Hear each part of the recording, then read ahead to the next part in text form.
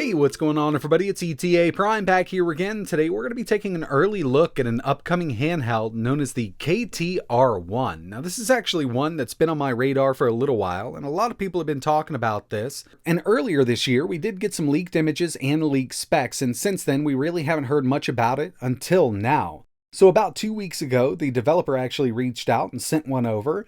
And I gotta say, I'm actually really impressed here with the build quality. Now, the first thing they mentioned was, this is an earlier prototype unit, but it's not that rough around the edges when it comes to build quality. I mean, this thing is actually really nice. As you can see, it's made of anodized aluminum. They will be offering a few different colors, and keep in mind, this is their higher end variant. But to keep costs down, they will be offering a plastic version, and if you want to get out really cheap with this, I would definitely go with the plastic one. But if you're looking for that premium feel, just keep in mind they do offer a metal variant, and I gotta say it does feel really nice in the hand. It's definitely going to come in a bit heavier than the plastic version, but it gives it some heft, and it really does make it feel like a premium device.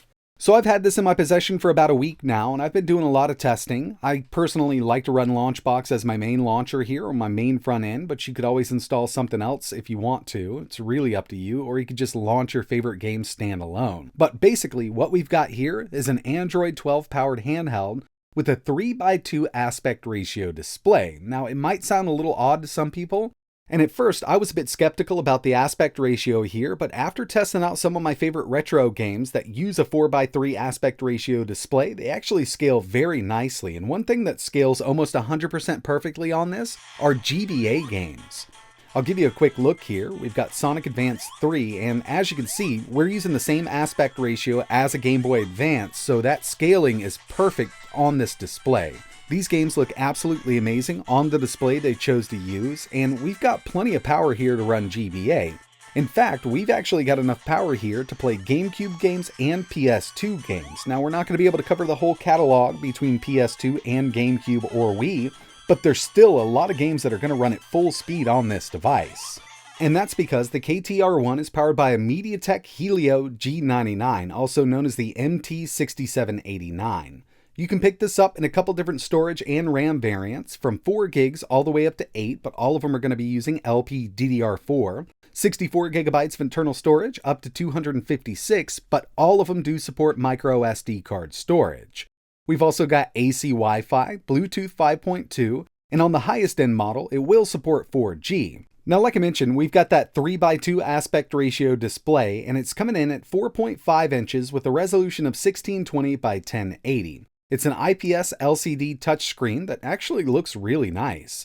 We've also got front-facing dual stereo speakers and a 7,000 mAh battery. So the lower-end models are going to charge at 18 watts. That's the maximum quick charge on these. But if you opt for the higher-end model, it'll go up to 35 watts. And when it comes to the operating system, this is running Android 12, but keep in mind, I'm using early testing firmware right now. We don't have access to Google Play, so I've just been side-loading my apps and using a third-party app store. I'm digging the overall design, but if you're not into the smaller analog sticks or the Joy-Con style analog sticks, then this might not be for you. But behind the buttons and the D-pad itself, they are using conductive pads. And I gotta say, they've done a great job with the D-pad here. We'll take a look at some testing in a fighting game in a little bit, but it actually works very, very well.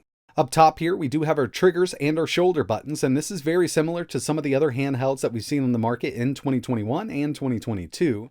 But with this design, unfortunately, they don't offer analog triggers, so we're just going to have them on or off. And that's fine with me on a little handheld like this, but it would have been nice for some racing games to have analog triggers on a handheld like this. And by the way, we do have some ventilation here for the built-in heatsink, and it's not actively cooled. It's actually a passively cooled system. It uses a VC heatsink, and it does transfer heat quite well. They did mention something about maybe releasing a kit later on that would allow you to add a fan yourself, but I don't think it would need it. It actually does a pretty good job at cooling this G99. And when it comes to emulation on this device, I've been doing a lot of testing for the past week. Sega Saturn, N64, PSP, Dreamcast, anything under that, all of that's going to run just fine. We've even got access to Gamecube, Wii, and PS2.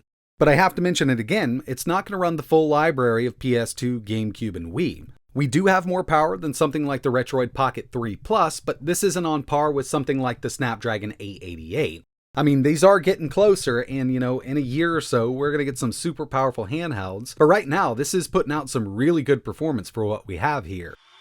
So the very first thing I wanted to show off here was a little bit of Dreamcast emulation, and while we're here we can test this D-pad out.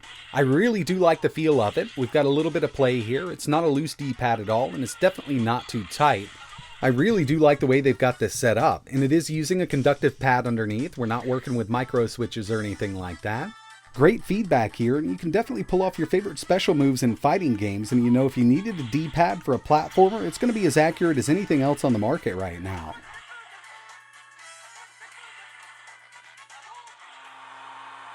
Next thing I wanted to show off was a little bit of Gamecube emulation, and this is kind of one of my go-to tests here. We've got Auto Modellista, which is a harder one to emulate.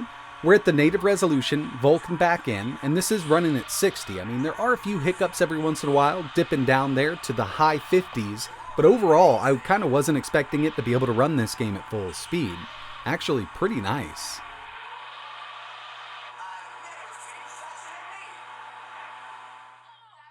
And since we're running Android, we do have access to Android games, Genshin Impact, Call of Duty Mobile, but unfortunately with something like Call of Duty Mobile, it does require a first-party controller or a third-party mapper. So with this one here, in order to play this game with a controller, it's got to be a PlayStation controller or an Xbox controller. I'm actually really hoping that they do add a built-in mapper, that way we don't have to install any third-party apps or anything like that. We can just map the built-in controls to on-screen touch points so we can play games like this. But when it comes to the performance of Call of Duty Mobile, I'm at medium settings running at 60 FPS right now, and it feels great. AetherSX2 for PS2 emulation is another one we can have a lot of fun with on this device. Gran Turismo 4, Vulkan back in. I don't have any cycle skips going on right now, 1x resolution, and it's running this game just fine. And when it comes to scaling these PS2 games on this 3x2 display, I think it turns out really nicely. We've got those pillars on the side, but it's not as huge as something with a 16:9 aspect ratio display. And we don't need to stretch this out to kind of fill the display up, because these were meant to be run on a 4:3 aspect ratio screen, but at 3x2 gives us a little room here, and I think they look great.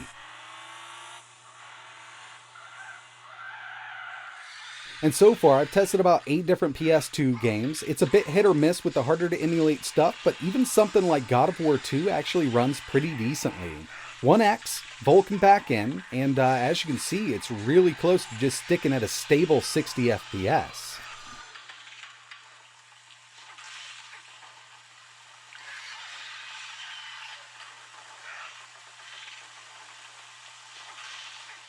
So far, given that I'm testing on early firmware, I'm really impressed with the performance here. When I first heard that it was using that G99, I actually got pretty excited given the handhelds that we've seen so far on lower end chips. I know what kind of performance this can put out. It's not top of the line like a Snapdragon 888, but from my experience so far, this is on par with something like the Snapdragon 835 or 845. And I really do like the way they've packaged this up. Now, of course, I do have the aluminum version, which is probably going to come in with a better fit and finish than their plastic version. But if you wanted to get out a bit cheaper, you could always go with that. And when it comes to pricing, they will be doing kind of a pre-sale or crowdfunding campaign. And for the version with 4GB of RAM and 64GB of internal storage, $179. Retail on that is going to be $199.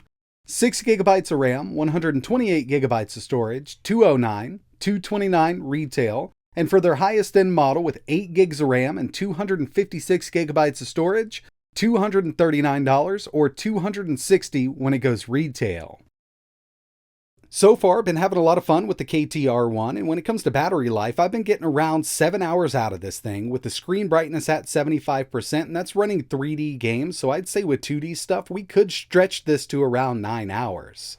And I'll definitely have at least one more video coming up once the official firmware is ready. I want to show you all the neat little features that are planned to be built into the firmware or the new operating system that's coming out. Still based on Android 12, but they should have some really awesome stuff in there, specific to this device.